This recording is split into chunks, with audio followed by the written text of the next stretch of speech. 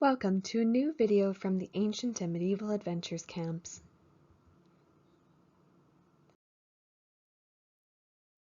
Our lesson will be about Greek and Roman games. This will include sections on toys and sports as well. Today will be all about how the ancients had fun and passed the time. Firstly, I'm going to explain why we decided to mix the Greeks and Romans together for this lesson. Then we'll be looking at a few examples of the games and toys that were played with, before heading straight into the types of sports they played. We will end our discussion by looking at whether we see any of these Greek and Roman forms of entertainment today. We have lots to look at, so let's get started. Now you may be wondering why we've decided to mash together the Greeks and the Romans in this lesson. While it is true that they both have their own unique cultures, they actually shared a lot as well. When the Romans started spending more time in Greece, they adopted many cultural practices, including religious worship, architecture, and you guessed it, games and toys. As you can imagine, the ancient world did not have fancy toys like we have today.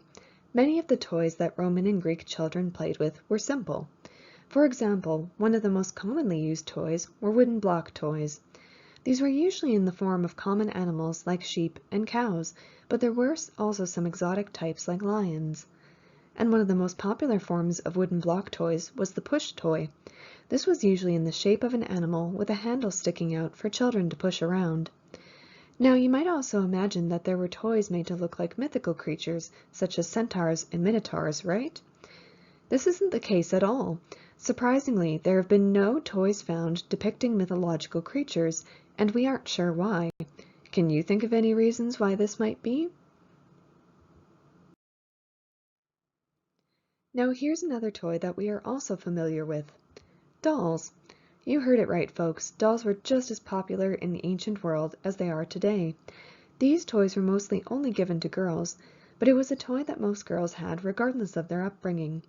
They were a symbol of childhood for many young girls, and they only gave up their dolls the night before their wedding as a way of saying goodbye to being a child.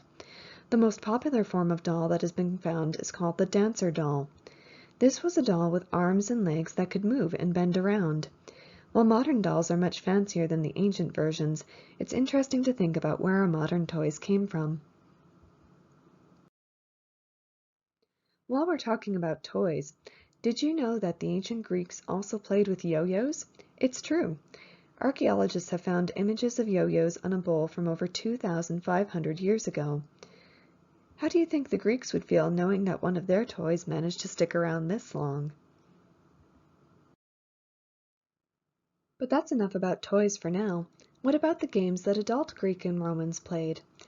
One of the most popular forms of entertainment were dice games. These games were often played with wooden dice or the knuckle bones of sheep. There were many different kinds of dice games that people of all ages could play. That being said, dice games were probably the most popular among soldiers. This actually isn't all that surprising when you think about it. Soldiers often marched for long periods of time, and they needed something to do after they set up camp. They would often gamble and make bets against each other to stay entertained. Try thinking of a long flight or road trip that you've taken. Did your parents pack games and puzzles for you to do? Wouldn't it have been boring with nothing to do? Next, we'll discuss one of the most popular board games from Greece and Rome, Letrunkuli. Now, we know this was a popular game because we have found many boards. However, we aren't quite sure how they played it. There are several theories, but most agree that this was a strategy game, almost like chess. The general idea was that there were two players who moved one piece at a time, trying to get rid of their opponent's pieces, perhaps like checkers. Many also believed that this game was meant to mimic battle strategy, so it's no wonder that it was so popular. Maybe a bored soldier came up with the idea one day and it stuck around. Next, we'll talk a little bit about sports. Would you believe me if I told you the Greeks and Romans may have played hockey? Well, it was a form of field hockey. Check out this relief carving from Greece about 2,500 years ago.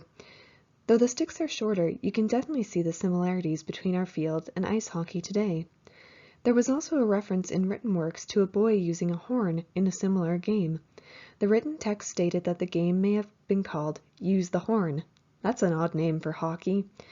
Maybe if Greeks and Romans had colder weather, they may have moved this game onto the ice as well. We can't possibly talk about Greek and Roman sports without discussing festival sports. These ancient cultures absolutely loved festivals. They held them several times throughout the year in the names of the gods and goddesses that they worshipped. One example is the Olympic Games that were held in honor of the Greek god Zeus. The sport festivals were filled with food, parties, and of course, epic sporting events. There were several sporting events which included chariot racing, wrestling, javelin throwing, and many more. These games were important to show the gods that the people honored them, but they were also fun for the people themselves. Even if they didn't compete, everyone loved sitting in the stand to cheer on the athletes. What a way to bring everyone together. If you enjoyed learning about all the toys, games, and sports that the Greeks and Romans had, then you'll love making a Greek-inspired toy. We have provided you with an extra link on WordPress, which will take you to the New Acropolis website that will teach you how to make a toy that will mimic the call of the mythical Greek Inks bird. Once you have assembled your toy, ask a friend or family member to try it out with you. Finally, let's discuss if we see any Greek and Roman forms of entertainment today. Why sure, just take a look around you. Many of the toys that children played with are still used today, such as blocks, animals, and dolls. We also use board and dice games all the time. Everyone loves a good game of chess or Yahtzee. And of course we have the lovely Greeks to thank for our worldwide Olympic Games, which are based on their festival games. Isn't it crazy to think that we still enjoy the same kinds of entertainment as people who lived thousands of years ago? That is the end of our lesson for today. Thanks for watching.